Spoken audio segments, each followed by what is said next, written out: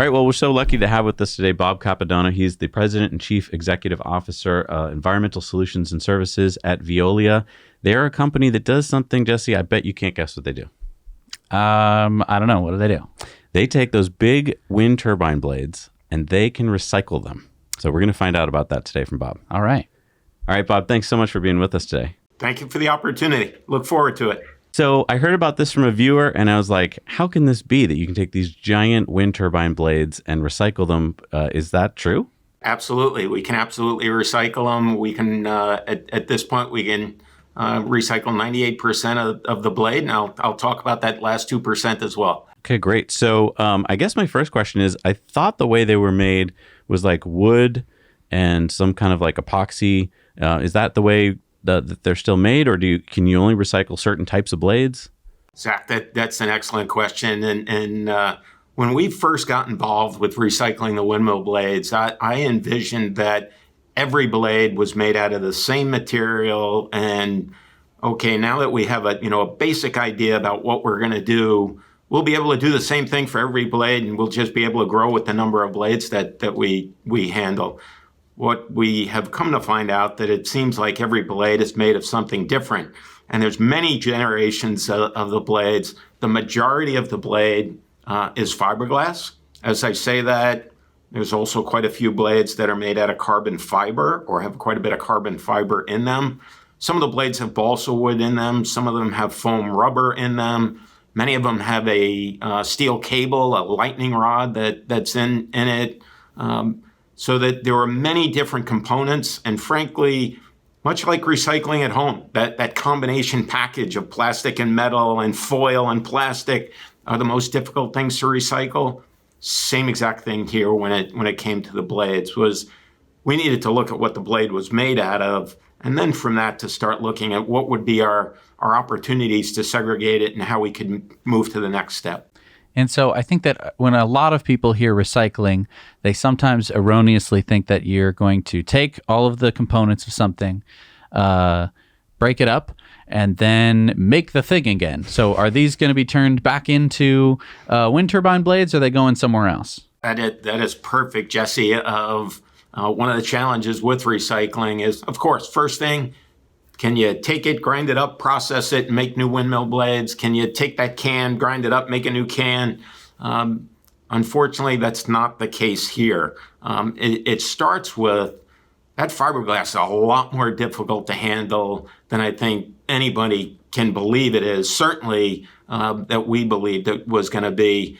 The fiberglass is made up of 62% of silica. So essentially a lot of sand, and anything that we use to break up that fiberglass, very, very challenging on the equipment. And then also, how are we going to reuse it? So unfortunately, we haven't been able to get to the point where a true circular solution, be able to take blades and recycle them into new blades. But we've identified a lot of other recycling opportunities for the components of the blade once we got to that point.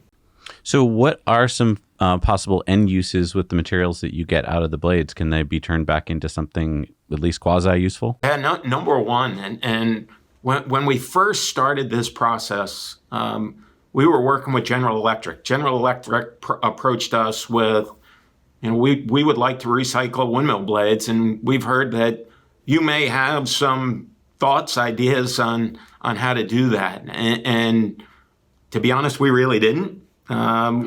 They said one of the things that we absolutely don't want to do is we don't want to take the blades and burn them and just use them as an alternative fuel. But that also got us thinking.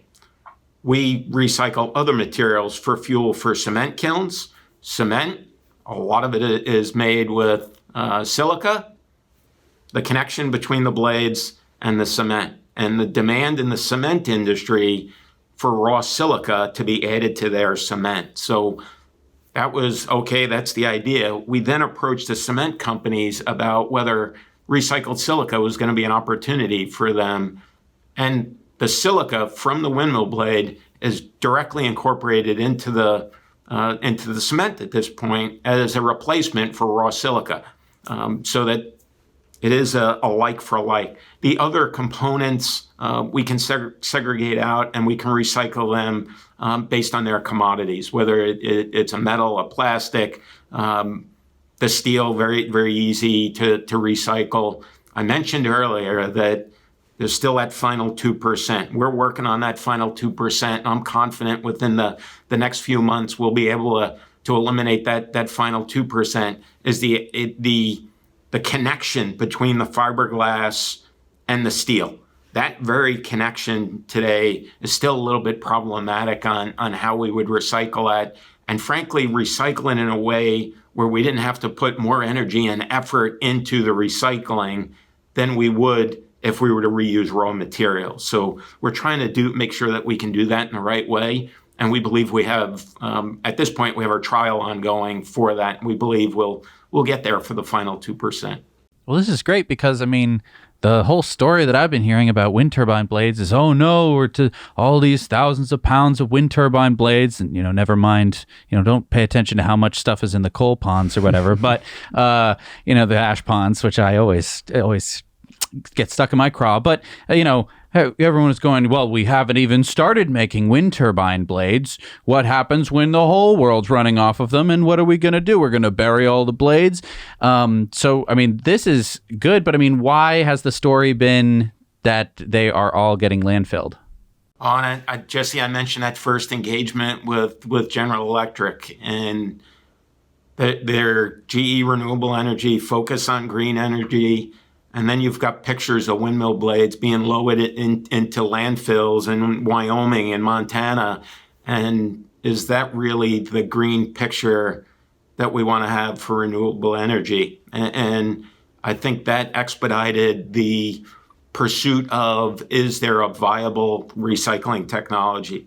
And frankly, for fiberglass, it's very, very difficult. You can think of even, just some other common fiberglass things, boats, and other materials like that. Very, very difficult to recycle. But the connection between renewable energy and a recyclable material certainly put a lot of attention on how do we find a way to recycle it. And to be perfectly honest, when I got that first phone call, it was, okay, I know you had to call the waste guy, but I really don't have a solution for you. And we had a great team internally that looked at all the possibilities, and we basically said, give us a 5-gallon can, grind up what a typical windmill blade is made out of, get us a 5-gallon can. We would get that 5-gallon can into our lab to then be able to identify what the constituents were in the makeup of the blade, and then from there the ball started rolling towards what some of our potential recycling opportunities would be. So then I guess my next question is, recycling anything sounds pretty easy. And for most stuff, I have a can. It's like, great. And you can hold it and you can chuck it in a bin, and then a truck can come and take it away, and it's not that big. Wind turbine blades, I've seen them going to the wind turbines, and it's usually a gigantic truck, really long blades, and you're going, wow, that's huge. And sometimes they need to take out telephone poles to get them all the way to the site where they need to go. do you just have a really big shredder and you bring it right to the base of the wind turbine and you go, or how do you get rid of one of these? It's just like that utility guy out in the street who's taking the trees down for the wires. When we first got started in this process, I happened to be in San Diego and I saw them lowering the windmill blades on the top of a ship. And I'm thinking, no, that's not going to be a viable way for us to move the blades. So we come up with a recycling opportunity. And then the next thing is to start looking at, okay, how do we logistically make this work? And again, from a carbon standpoint, how do we make it work in a way that, we're not just painting a green picture, but we're actually doing something that's to the benefit of the environment by recycling the blades. So we set up a primary processing facility in Louisiana, Missouri, and then needed to look at how we were going to get viable pieces from the field to that processing facility. I mentioned the blade is made out of fiberglass. It's much like cutting cement.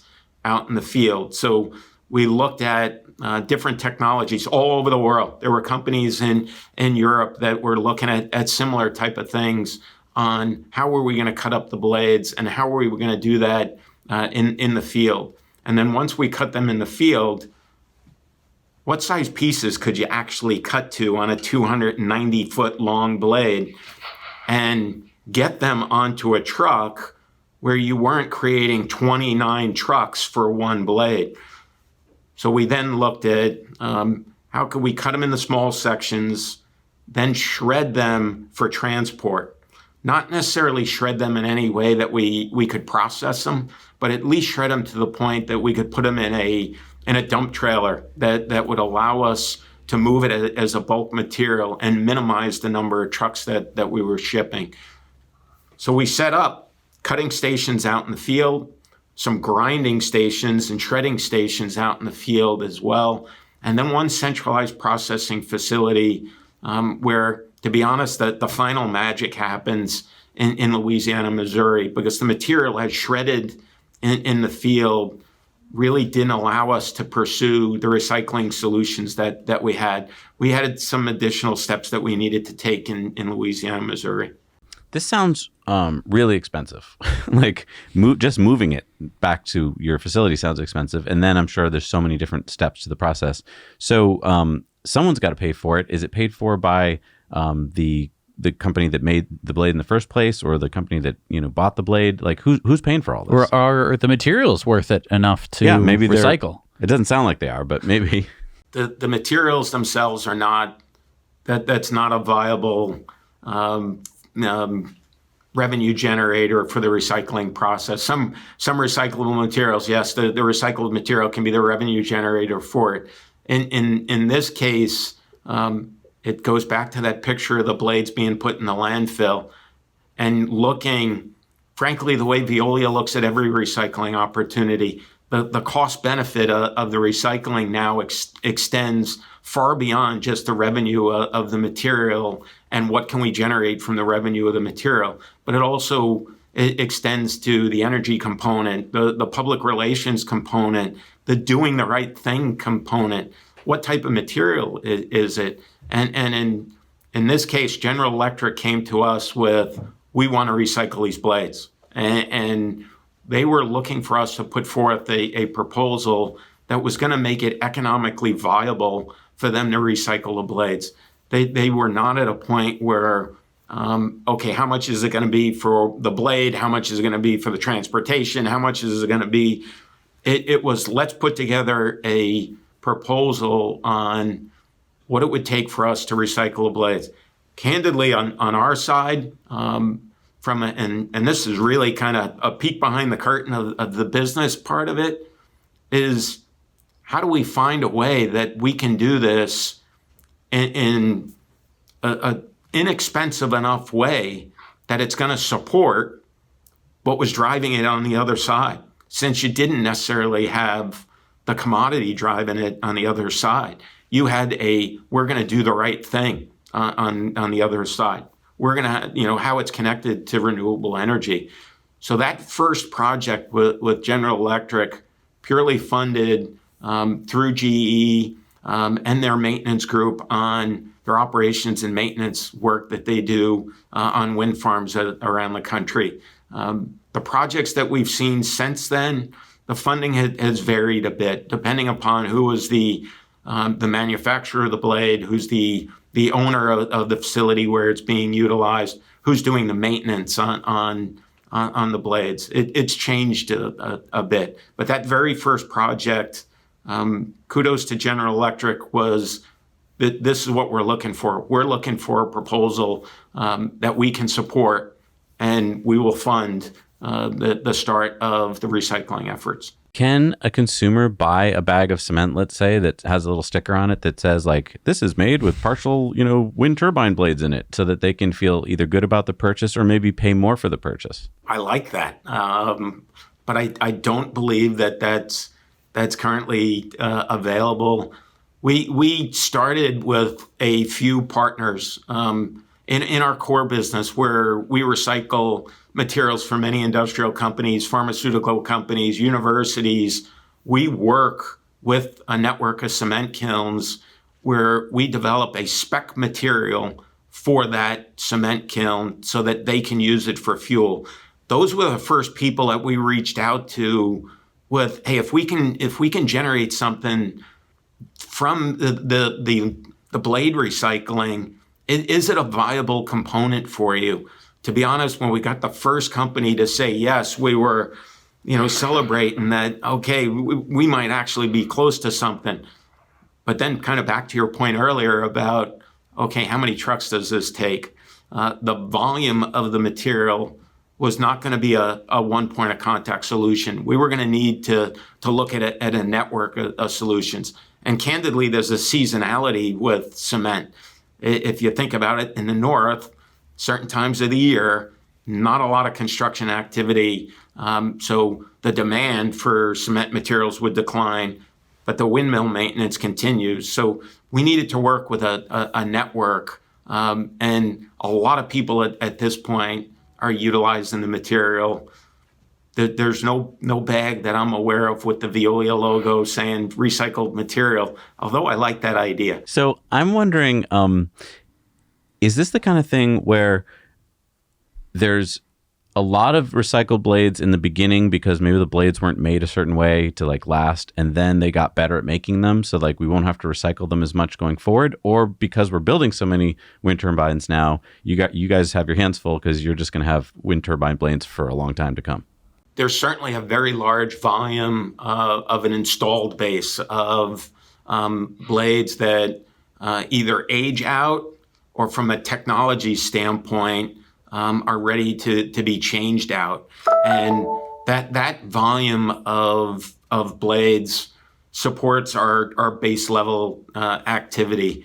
A big component of it is you just see continuous innovation when it comes to the blades in terms of something as basic as efficiency, or to the other side, just the size of them, and being able to upgrade some of these wind farms to larger blades, newer blades. That has created a certain level of blades for continuous recycling.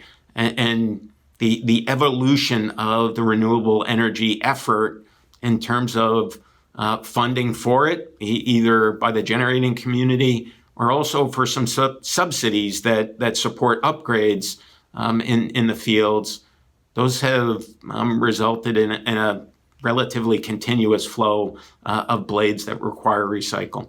Do you have any insights into how long the average blade lasts? Has it gotten better over time? Blades that we see are generally between 10 and 20 years old. But again, I think that's primarily due to the operation and maintenance and innovation of the fields. The blades themselves, they are not deteriorated to the point that they're no longer viable, but there may be a better blade, an upgrade to the field that's being done that results in all of the blades coming down and all of the blades being recycled. The blade itself is fairly stable, and I'll be honest, when I first got involved in the process, my assumption was, the blade sits out in the sun all the time. It sits out in the weather all the time. It must get brittle, deteriorate, and you have some change to the blade, but overall there's other factors that are resulting in the recycling of the blade. Do you see any possibility? I mean, you're saying that these blades aren't in terrible shape. Could they be hand-me-down blades? I don't know. Why? I obviously transporting these things is not a lot of fun. But we put them up. If we took them down and then we shipped them somewhere where. So you want to build a hand-me-down wind turbine? I don't know. I mean, obviously, you'd want the best technology for your blades, but. So you're almost talking one-to-one recycling, use it, reuse it. I don't know what the feasibility of that, but is that something that you've looked at? We haven't looked at it, but I do think about, hey, my son's school had one wind turbine on it. is there an opportunity to reuse those blades in installations like that? The recycling efforts that we've been doing have been from very large, solely energy producing fields. And would there be an opportunity for a small number of those blades to be reused in another application? There's probably a possibility to be able to do that. That's not something that we've looked at this point. And interesting, as you say that, one of those initial discussions was, no, we can't make park benches out of them, because there was can you take these blades and make them into lawn furniture? Same type of thing. There's just so much volume that yes, you could do that in the one or two installations. You couldn't do it in a viable way to support the volume of blades that we would ultimately see. But again, a possible good idea for a smaller installation. There's probably no reason that the blade couldn't be reused. I've heard some stories that blades are getting to a easier way to recycle them. Like they're using better materials that are easier to recycle, maybe, getting away from fiberglass. Have you been noticing, maybe you haven't gotten to them yet because they're so new, but are there going to be easier to recycle blades in the future? At this point, the blades that we see, we still get to see all the generations of blades, meaning the very first blades and what they were made out of, and then possibly as they got a little bit more complicated in order to improve their efficiency, we've seen that. At this point, much like a lot of other recyclable products, that I believe is looked at up front of what's the potential for the downstream recycling and evaluating opportunities to incorporate materials into them that would allow that downstream recycling. At this point, we haven't seen that. But it would certainly seem like that would be something that the process would be today. So, this seems like a really difficult process, and I know that when a lot of people experience, how the sausage is made, so to speak, they can kind of get a little bit hopeless and a little bit depressed about the thing that they're working on, whether it be almost anything. But specifically with this, it seems like such a difficult problem. You have these big giant things, you have to do all this work to cut them up, and then when you're done, you're left with essentially kind of like sand. It doesn't feel that valuable. Do you feel a little bit jaded to the wind industry? Do you think that there's what are your personal thoughts on it? Very, very, very good question. And I've worked for Veolia for 31 years, and as people at Veolia know, the license plate on my car is Veolia. I bleed what we do. I truly believe to my core that we make a difference in the world. There's been more media attention on this project than anything that I've done in 31 years with the company. And I think it's because of the process that was incorporated of getting us from the generation of the material to the ultimate solution. And that's the way it should work. And as opposed to where it's renewable energy, we're just putting the blades into the landfill. I am tremendously proud of, I can tell you the exact place I was sitting in my home when I took the phone call from GE. And Greg Howe, someone from our group, mentioned a cement kiln, and the lights went on in my head about, can we get that 5-gallon can?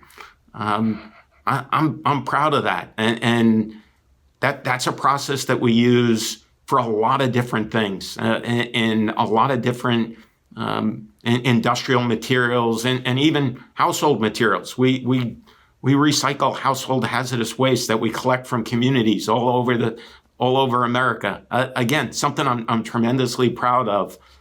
But this one started out with a very distinct issue. And to be honest, my first response was, is this really even a problem? I had no idea. I never even thought about it. But when it was really disclosed to me what the issue was, our team came together to identify, what a potential solution was. And then we've talked about the shredding part of it.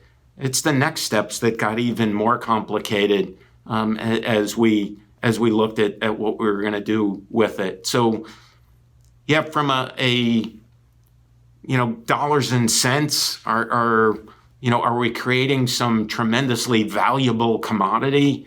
No, but that's not the complete cost benefit of this circular solution. There are a lot of other factors that impact the cost benefit analysis of this circular solution. And frankly, you may be able to see it over my head. There's our purpose wheel, where that's a big part of Veolia. Is the circle's not just one point to one point. There's a lot of steps along the way in a true circular solution. So, yeah, I'm pretty proud of this one. To your point that you just brought up a second ago about like, is this really even a problem?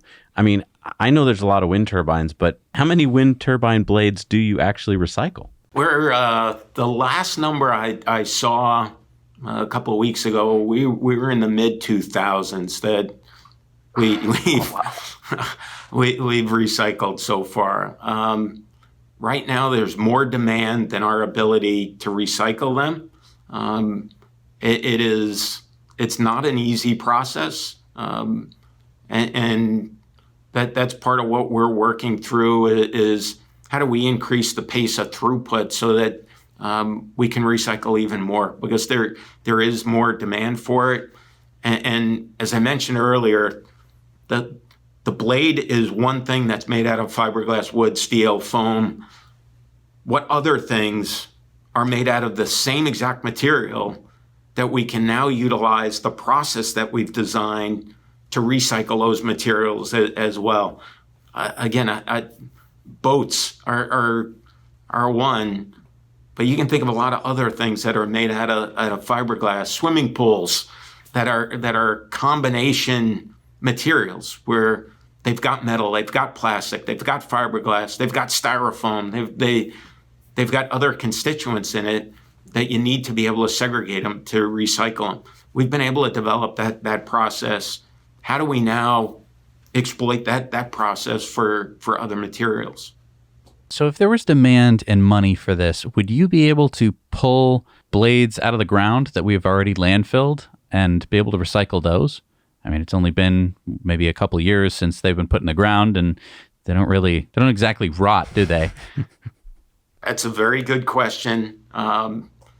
Veolia has a facility in Europe that when I visited it, they referred to it as a storage facility.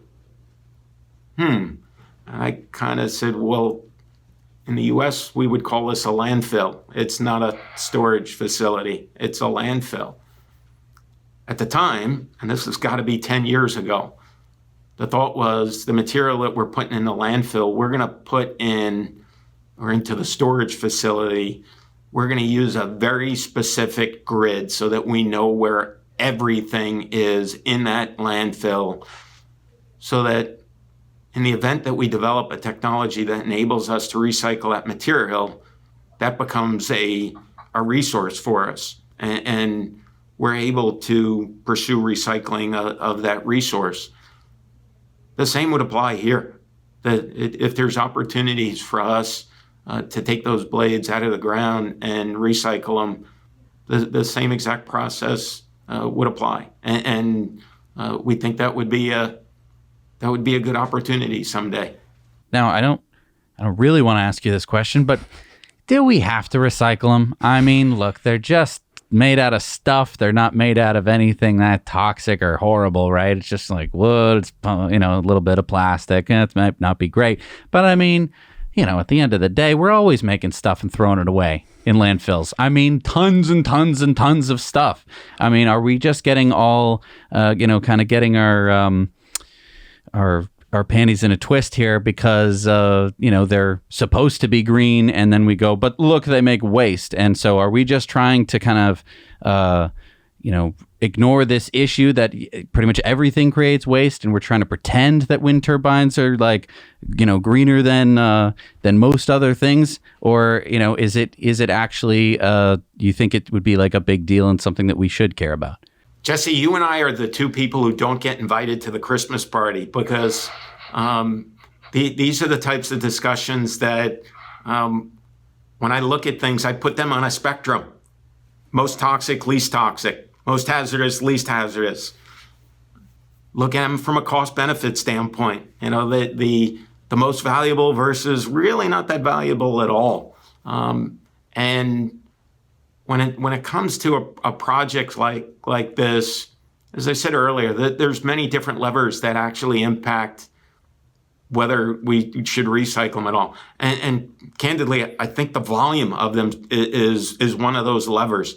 Just the size of them and the volume that it consumes in terms of space in a landfill, the ability to move them, the amount of fuel that's utilized in transporting them, either by boat, train, truck across the nation. All of these things add up to it's in our best interest to recycle them. The cost benefit of recycling them truly makes sense. And again, yes, I'm the 31-year employee of an environmental company, but there are certain things that I look at and I say, the hazard of putting this in the landfill is next to zero.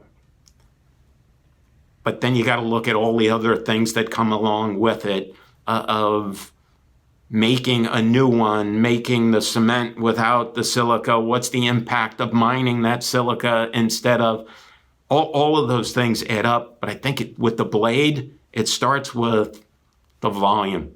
The volume is just so large that all of the other impacts are significant. So if you're watching right now and you're like, Zach and Jesse, why are you guys talking to a company on disruptive investing? I mean, how can I invest? How can I invest? I mean, can people invest in the company, Bob? You can absolutely invest in Veolia. And if you look at what Veolia does, I had an opportunity to speak at a conference in San Diego a few weeks back. And when I got up to speak about Veolia, the alignment of what we do is so well aligned with the current environmental challenges that if I'm sitting in the audience listening to what Veolia does, who frankly most people don't know what Veolia does. We don't have our logo, on the side of buildings or on football stadiums or anything like that. The work we do is pretty much behind the scenes, but it's for things like water, waste, and energy. All of them are critical to our society today. And I think it aligns very well with where our world is headed. And then we provide a critical infrastructure to the growth of our world. And when you look at the different solutions that we provide in water, waste, and energy, candidly, I think they're a great investment opportunity for the future. So people are interested in investing. Where can they find more information about your company, the ticker symbol and so forth? Veolia, you can see it VIE, and it's listed on the Paris Stock Exchange. And you can go to our website and see us. You'll find us Veolia.com. Bob, this was really fascinating. Thank you so much for taking the time today to talk to us. I really had no idea when you said there was 2,000 blades that you guys had recycled already. I thought you were going to say a few dozen. Honestly, I had no idea it was that many and that it's growing. So thank you for sharing all that with us today. A lot to think about. And thank you for the work that you're doing. I mean, I think that our audience especially would really appreciate it because, even if you're some people are saying like, well, we don't really need to recycle these things. It's still good to have them be recycled. I think that there's no argument against, that would say that that's a bad thing. And that, because 2,000 of them take up a lot of space. And I think that I think we all kind of agree that wind energy is definitely going to be a big part of our future. Yeah. And so having it be much tidier than most other forms of generation is definitely something to strive for. Even if it just blocks an argument, I know. it's powerful. Thank you very much. I appreciate the opportunity, and I appreciate the opportunity to show you just how proud I am of the solutions that we've been able to identify for things like this. And candidly, I think there's many more to come. The process that we used here, we can continue to use in looking at all different kinds of materials. So appreciate the opportunity to speak about it.